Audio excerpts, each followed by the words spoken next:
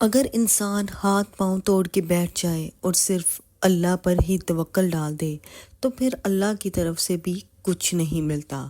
امیر مجد الدین یہاں آئے تو میری بچی تم اپنے اخلاق سے اور ان کی خدمت کرتے ہوئے کم از کم ان پر اپنی شخصیت کا پرتو تو ڈال سکتی ہو۔ ایسا کر کے مجھے امید ہے کہ امیر مجد الدین کو اپنی طرف مائل کرنے میں ضرور کامیاب ہو جاؤ گی۔ بہرحال بیٹی، جو جواب تم نے دیا ہے اس سے میں بڑی مطمئن اور خوش ہوں۔ اب تم مطبخ میں جاؤ، جمارہ اور مشال کے ساتھ جا کر کام کرو، اور آج جب وہ تینوں بھائی یہاں آئے تو جمارہ اور مشال کے ساتھ تم بھی ان کے ساتھ گفتگو میں بھرپور حصہ لینا۔ پھر ایزابل اپنی جگہ پر اٹھ کھڑی ہوئی، مرسینہ بھی کھڑی ہو گئی۔ اسی لمحہ جمارہ مشال کا ہاتھ پکڑے اس کمرے میں داخل ہوئی اور قہقہہ لگاتے ہوئے اپنی ماں کو مخاطب کر کے کہنے لگی، ماں، جو گفتگو آپ نے اس کمرے میں بیٹھ کر مرسینہ سے کی ہے وہ میں اور مشال دونوں بہنوں نے سن لی ہے۔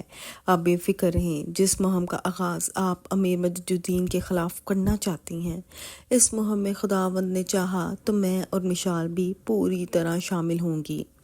پھر ہم بھی کوشش کریں گی کہ یہ دونوں زندگی کے ہم سفر بن جائیں۔ ایزابل ڈانٹ دینے کے انداز میں جمارہ سے کہنے لگی، بیٹی بہت بری بات ہے، اس طرح علیحدگی میں گفتگو نہیں سنتے۔ جمارہ بھی ہنس دی، ماں اب تو ہم دونوں بہنوں نے سن لی ہے، بہرحال تم فکر مت کرو، ہم کوشش کریں گے کہ یہ کام ہو کے رہے۔ پھر جمارہ آگے بڑھی اور مرسینہ کا ہاتھ پکڑ کر مطبخ میں لے گئی۔ تھوڑی دیر تک سمرون بھی لوٹ آیا اور جو سامان انہوں نے منگوایا تھا وہ بھی اس نے لا کر انہیں باورچی خانے میں دے دیا تھا۔ اس طرح تینوں بہنیں بڑے زور و شور سے دعوت کے سامان کا اہتمام کرنے لگی تھیں۔ مغرب کی نماز کے بعد سمرون کے گھر کے دروازے پر جب دستک ہوئی تو مشال بھاگتی ہوئی دروازے پر گئی۔ دروازہ جب اس نے کھولا تو دروازے پر مجد الدین، شمس الدین اور خطک کھڑے تھے۔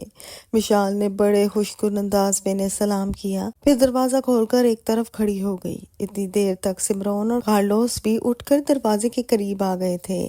باری باری ان تینوں نے انہیں مصافحہ کیا۔ ان تینوں کو لے کر وہ نشست گاہ کی طرف بڑھے۔ مشال دروازہ بند کرنے کے بعد اس کمرے کی طرف چلی گئی جس میں مرسینہ اور جمارہ بیٹھی تھی۔ سمرون اور کارلوس ان تینوں کو لے کر نشست گاہ میں داخل ہوئے تو اسی لمحہ ایزابل بھی نشست گاہ میں داخل ہوئی۔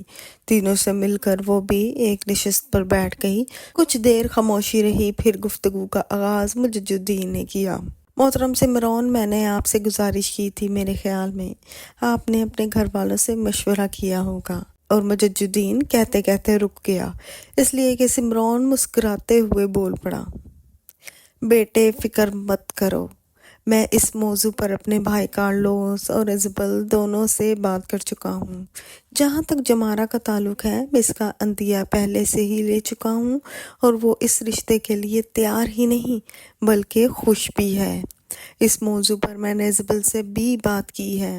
اب تم ایزابل کا جواب خود ہی سن لو، مجھے کچھ کہنے کی ضرورت نہیں۔ ساتھ ہی سوالی انداز میں سمرون نے اپنی بیوی ایزابل کی طرف دیکھا تھا۔ ایزابل مسکرائی، پھر مجد الدین کو مخاطب کر کے کہنے لگی، مجد الدین بیٹے، اپنی بیٹی جمارہ کے لیے شمس الدین سے بڑھ کر ہمیں کوئی مل ہی نہیں سکتا۔ میں اس رشتے پر صرف رضامند ہی نہیں بلکہ بے حد خوش ہوں۔ ایزابل کا یہ جواب سن کر شمس الدین کی تو گردن جھکی ہوئی تھی، لیکن مجد الدین اور خطک بے پناہ خوشی کا اظہار کر رہے تھے۔ پھر مجد الدین نے ایزابل کو مخاطب کیا، اگر یہ بات ہے تو پھر جمارہ کو یہاں بلائیں، ویسے مجھے امید تھی کہ آپ لوگ اس رشتے کے لیے تیار ہو جائیں گے، لہٰذا میں اپنے ساتھ جمارہ کے لیے نسبت کی انگوٹھی لے کر آیا ہوں۔ یہ انگوٹھی میری ماں نے دی تھی۔ اس پر ایزابل بول پڑی، بیٹے کیا ہی بہتر ہوتا کہ تمہاری ماں بھی یہاں موجود ہوتی، خود اپنی آنکھوں سے جمارہ کو دیکھ لیتی۔ مجد الدین نے سکھ کا ایک سانس لیا اور کہنے لگا، آپ کو اس سلسلے میں فکر مند ہونے کی ضرورت نہیں۔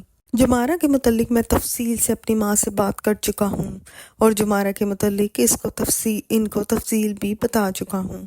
وہ اس رشتے پر خوش ہیں۔ پھر میں آپ سے یہ بات بھی کہوں کہ میری پسند میری ماں کی پسند ہے، اور پھر سب سے بڑھ کر یہ کہ شمس الدین جمارہ کو پسند کر چکا ہے۔ بس میرے خیال میں اس سے بڑھ کر اور کیا ہو سکتا ہے۔ मुजद्दुद्दीन रुका, फिर इसकी खुशियों भरी आवाज़ सुनाई दी। अब आप ऐसा करें, जमारा को यहाँ बुला कर लाएं ताकि हम रस्म की अदायगी करें। इस पर इज़ाबेल उठ खड़ी हुई, कमरे से निकल गई। थोड़ी देर बाद जमारा को अपने साथ लाई। इसके पीछे मर्सीना और मशाल भी थी। तीनों आगे बढ़कर वहां बैठ गईं जहां इज़ाबेल बैठी हुई थी। इस मौका पर सिमरोन अपनी जगह से उठा। अपने लिबास में से इसने एक अंगूठी निकाली, अपनी बीवी को थमाई, फिर सरगोशी के अंदाज में कहने लगा, ये जमारा को देना, शमसुद्दीन को पहना दे। फिर मुस्कुराते हुए सिमरोन अपनी जगह बैठ गया।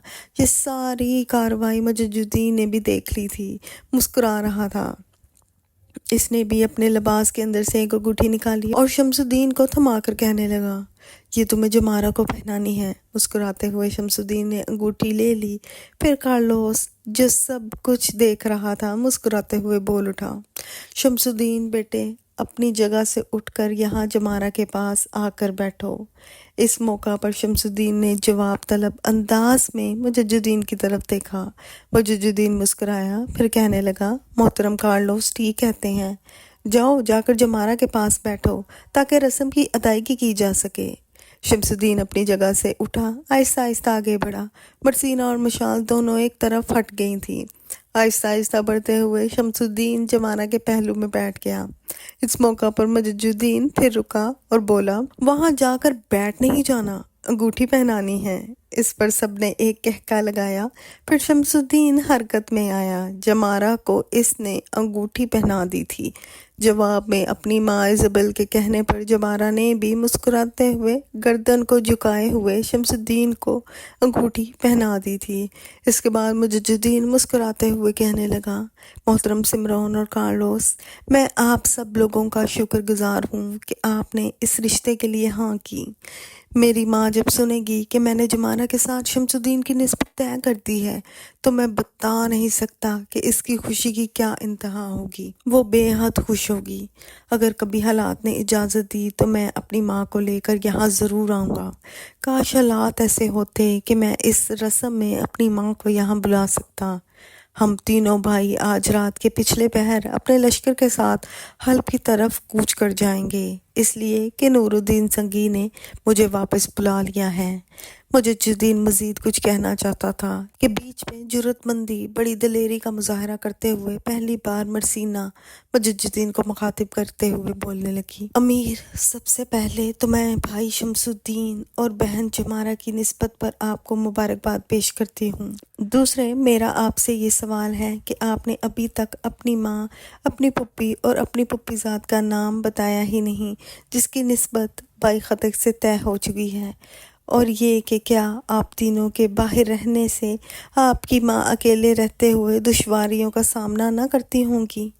मर्सीना जब खामोश हुई तो इसकी तरफ देखे बगैर मुजद्दुद्दीन कहने लगा, बीबी, मेरी माँ का नाम अबीदा है, पुप्पी का नाम जहरान और पुप्पीज़ाद बहन का नाम अबीरा है, जिसकी निस्बत ख़त के साथ तय हो चुकी है, इसलिए कि वो ख़त की भी पुप्पीज़ाद है। रहा सवाल कि हमारी गैर मौजूदगी में हमारी माँ तन्हा होकर तन्हाई महसूस करती होगी, तो ऐसी कोई बात नहीं। हमारा और हमारी पुप्पी का घर बिल्कुल साथ साथ है, बीच में दीवार भी नहीं, इकट्ठा ही है, इसलिए मेरी माँ अकेलापन महसूस नहीं करती। जब हम तीनों बाहर होते हैं तो मेरी पुप्पी जहरान और अबीरा दोनों इसकी देखभाल करने के लिए मौजूद होती हैं।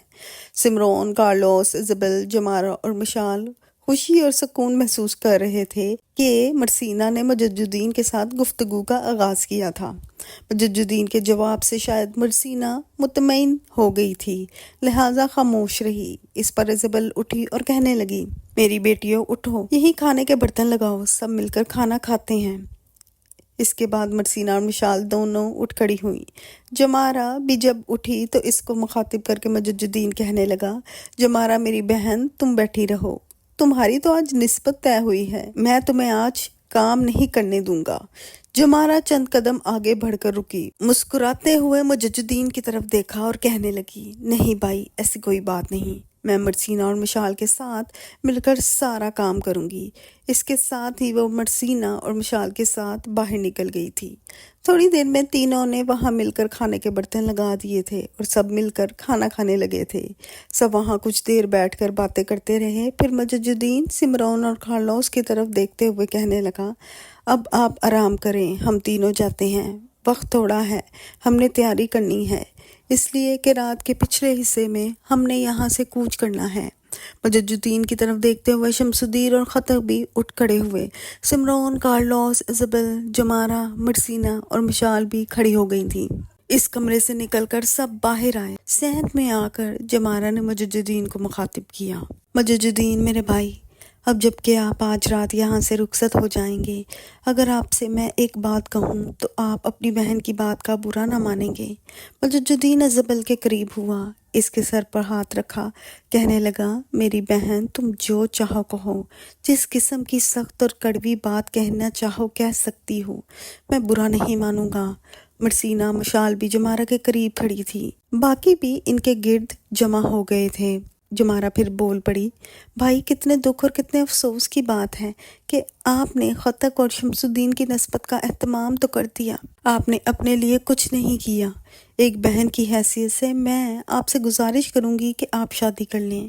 مجد الدین بالکل سنجیدہ ہو گیا تھا، چہرہ اس کا سرخ ہو گیا تھا۔ اس کی حالت دیکھتے ہوئے شمس الدین اور خطک بھی سہم گئے تھے۔ کچھ دیر ایسا ہی سما رہا، پھر مجد الدین سنبھلا، دوبارہ اس نے جمارہ کی طرف دیکھا، پھر کہنے لگا، جمارہ میری بہن، یوں جانو میں شادی کر چکا ہوں۔ جمارہ چونک سی پڑی، کس سے شادی کر چکے ہیں آپ؟ مجد الدین ایک دم اپنا ہاتھ تلوار کے دستے پر لے کر گیا، پھر اپنی تلوار اس نے بے نیام کی اور کہنے لگا، یوں جانو میری شادی اس تلوار سے ہو چکی ہے۔ میں نے اپنی زندگی کو ایک مقصد کے لیے وقف کر دیا ہے۔ رہا میری شادی کا سوال تو میری بہن، وہ میرے مقدر، میری قسمت میں نہیں۔ اس کے ساتھ ہی نہایت سنجیدہ اور اداس سا مجد الدین آگے بڑھ گیا تھا۔ کسی کو کچھ کہنے کی ہمت نہ ہوئی۔ پھر سب نے ان تینوں کو الوداع کیا اور وہ وہاں سے رخصت ہو گئے۔ اسی رات مجد الدین، شمس الدین اور خطک اپنے لشکر کے ساتھ الربا سے حلب کی طرف کوچ کر گئے تھے۔ ناظرین، سلطان نور الدین زنگی اور امیر العساکر اسد الدین شیرے کو دوسرے سالاروں کے ساتھ حلب شہر سے باہر عسکریوں کی تربیت کا جائزہ لے رہے تھے کہ مجد الدین، شمس الدین اور خطک اپنے گھوڑوں کو دوڑاتے ہوئے وہاں آئے۔ انہیں دیکھتے ہی سلطان نور الدین، اسد الدین شیرے کو اور دوسرے سالار ان کی طرف متوجہ ہوئے۔ قریب آ کر تینوں گھوڑوں سے اتر آئے۔ ان تینوں سے سب پرجوش انداز میں ملے۔ پھر سلطان نے مجد الدین کو مخاطب کرتے ہوئے کہنا شروع کیا، ابن الالدیہ، یہ تمہاری الربا سے باہر کا کارگزاریوں کی ساری تفصیل مجھے مل چکی ہے۔ تمہاری آمد سے بھی مجھے آگاہ کیا جا چکا ہے۔ صلیبیوں کو روکنے میں جس کارگزاری کا تم نے مظاہرہ کیا، اس کے لیے تم قابل تعریف ہو۔ تم خوش قسمت ہو کہ تھوڑی دیر پہلے شیرے کو تمہاری عسکری فراست اور تمہاری جنگی مہارت کی تعریف کر رہا تھا۔ بہرحال جس مقصد کے لیے تم الربا کی طرف گئے تھے، اس سلسلے میں پوری طرح تم تینوں سے میں مطمئن ہوں۔ دیکھو، تمہاری ماں کو تمہاری آمد کی اطلاع کر دی گئی ہے اور وہ بڑی بے چینی سے تمہارا انتظار کر رہی ہے۔ اب ہم تمہیں یہاں باتوں میں الجھانا نہیں چاہتے، تفصیل سے تمہارے ساتھ بعد میں گفتگو ہوگی۔ ابھی تم سیدھے گھر جاؤ، اس لیے کہ تمہاری ماں کی بے چینی کو جانتا ہوں، وہ دروازے پر کھڑی تمہاری راہ دیکھ رہی ہوگی۔ اس کے ساتھ ہی سلطان کے کہنے پر تینوں گھوڑے پر سوار ہوئے اور شہر کی طرف روانہ ہو گئے۔ تینوں اپنے گھوڑوں سے اتر کر ایک کھلے مکان میں داخل ہوئے۔ صحن میں 3 ڈھلی ہوئی عمر کی عورتیں اور ایک نوجوان لڑکی کھڑی شاید ان تینوں کا انتظار ہی کر رہی تھی۔ ڈھلی ہوئی عمر کی عورتوں میں ایک مجد الدین اور شمس الدین کی ماں عبیدہ تھی، دوسری عورت ان تینوں کی پھوپھی زہران اور تیسری ان کی پھوپھی زاد خطک کی منصوبہ عبیرہ تھی۔ اپنے گھوڑوں کی بانگیں چھوڑ کر تینوں آگے بڑھے۔ عبیدہ اور زہران نے بھرپور شفقت اور ممتا میں ان کا استقبال کیا۔ اتنی دیر تک عبیرہ فوراً حرکت میں آئی، ان کے گھوڑوں کو پکڑ کر اس نے ایک طرف باندھ دیا۔ پھر عابدہ اور زہران ان دونوں کو سامنے والی نشست گاہ میں لے گئیں۔ عبیرہ ان کے پیچھے پیچھے تھی۔ سب جا کر نشست گاہ میں بیٹھ گئے۔ پھر اپنی ماں عبدہ کے کہنے پر مجدین انہیں الربا میں اپنی کارگزاری کی تفصیل بتا رہا تھا۔ اس تفصیل میں کارلوس، مرسینا، مشال سے ملاقات، پھر صلیبیوں کے خلاف جنگ اور ان کا انطاکیہ کی طرف بھاگ جانا، اور آخر میں وہ انہیں سمرون کے ہاں شمس الدین اور جمارہ کی نسبت طے ہونے کی تفصیل بتا رہا تھا۔ جب تک ملک شاہ سلجوقی مسلمانوں کا سلطان رہا، یورپ کی صلیبی قوتوں کو مسلمان کے علاقوں کی طرف آنکھ اٹھانے کی جرأت نہ ہوئی۔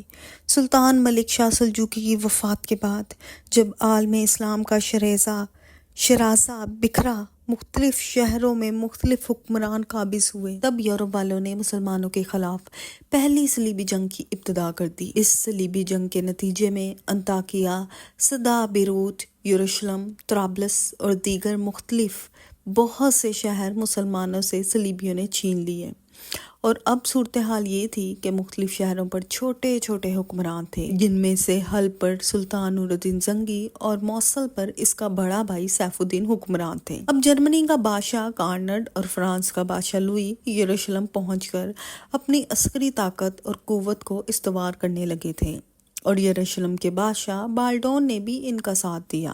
اس طرح یروشلم میں 3 بڑی قوتیں یکجا ہو گئی تھیں، اور جب انہوں نے دیکھا کہ اب وہ مسلمانوں پر ضرب لگانے کے لیے اپنے لشکریوں کو ترتیب دے چکے ہیں، تب انہوں نے فیصلہ کیا کہ سب سے پہلے دمشق پر حملہ آور ہونا چاہیے، اور دمشق پر قبضہ کرنے کے بعد مسلمانوں کے دوسرے علاقوں اور شہروں کی طرف یلغار کر دینی چاہیے۔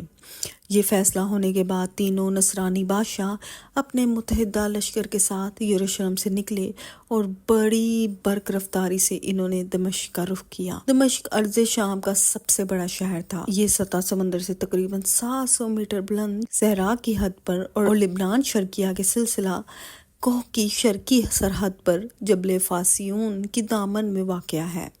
یہ شہر حضرت داؤد علیہ السلام کے ہاتھوں فتح ہوا، لیکن حضرت سلمان علیہ السلام عہد میں دمشق کے بادشاہ نے شمال کے شاہان آشور اور جنوب کے مملوک اسرائیل کے خلاف جنگ میں کامیابی حاصل کی۔ ناظرین، 732 کافمی میں تغلق پلاسر نے دمشق کے بادشاہ کا خاتمہ کیا۔ 8ویں صدی میں اشوریوں نے، 7ویں صدی میں بابلیوں نے، 6ٹھی صدی میں خانقاہ منشیوں نے، 4تھی صدی میں یونانیوں نے، پہلی صدی میں بزنطینیوں نے دمشق پر ایک کے بعد ایک قبضہ کیا۔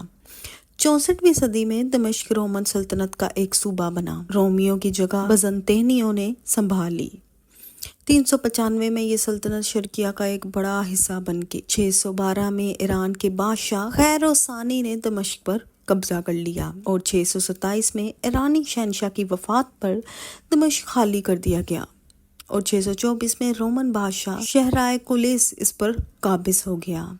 635 میں حضرت خالد بن ولید اور حضرت ابو عبیدہ ابن جراح نے دمشق پر حملہ کیا اور دمشق پر قبضہ کر کے مغرب کے 1000 سالہ سیاست کا خاتمہ کر دیا۔ حضرت عمر رضی اللہ عنہ نے یزید بن ابی سفیان کو دمشق کا والی نامزد کیا۔ بہت جلد دمشق کو ایک مقدس شہر کا درجہ حاصل ہو گیا۔ روایت کی روشنی میں ان مقامات کا سراغ لگایا گیا جنہیں انبیاء سابقین نے شہرت عطا کی تھی، چنانچہ زائرین کی تعداد میں اضافہ ہونے لگا۔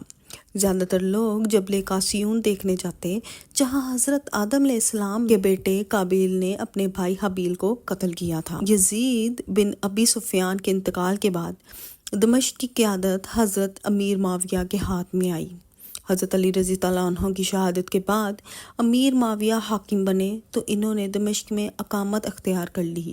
1 صدی تک یہ خلافت کے مرکزی صوبے کا مدنی مرکز رہا، یہاں تک کہ خلیفہ ابو العباس الصفا نے دمشق کے جگہ بغداد کو دارالحکومت بنا دیا۔ عباسی خلیفہ المتوکل نے ایک بار پھر اپنا دارالحکومت دمشق تبدیل کرنے کی کوشش کی، لیکن وہ صرف 38 یوم قیام کرنے کے بعد سامرا شہر چلا گیا۔ 867 میں بخارا کے ترک احمد بن طولون کو خلیفہ نے دمشق کا ولی قرار دے دیا۔ اس نے خلیفہ کی کمزوریوں کے مد نظر رکھتے ہوئے دمشق پر قبضہ کر لیا۔ بنی طولون کے زوال اور کرالتا کی روز افزوں سرگرمیوں کو دیکھتے ہوئے خلیفہ وقت نے اپنے لشکر دمشق روانہ کر دیے۔ کراستا کو ہتھیار ڈالنے پڑے۔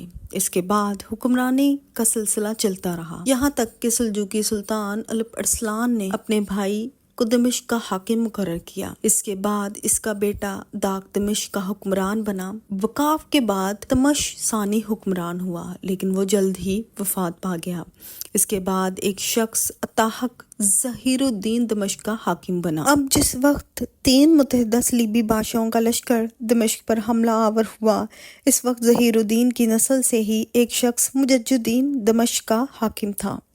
جن دنوں صلیبی دمشق پر حملہ آور ہوئے، ان دنوں دمشق شہر کے 3 طرف مٹی کی مضبوط دیوار بنی ہوئی تھی اور ایک طرف گنجان باغوں کی اس قدر کثرت تھی کہ کوئی بڑا لشکر ان میں سے آسانی سے نہ گزر سکتا تھا۔ صلیبیوں نے اسی طرف سے شہر کا محاصرہ کر لیا۔ دمشق کا حاکم مجیر الدین بڑا نااہل آدمی تھا اور اس کی نااہلی اور نالائکی کی وجہ سے اس کا وزیر معین الدین حکومت کی سیاہ اور سفید کا مالک بنا ہوا تھا۔ سارا معاملہ مجیر الدین کے ہاتھ ہوتا تو وہ یقیناً صلیبیوں کے سامنے ہتھیار ڈال دیتا، لیکن معین الدین بڑا جرأت مند تھا۔ اس نے دمشق کے پرجوش عوام اور علماء کی مدد سے صلیبیوں کا مقابلہ کرنے کی ٹھان لی۔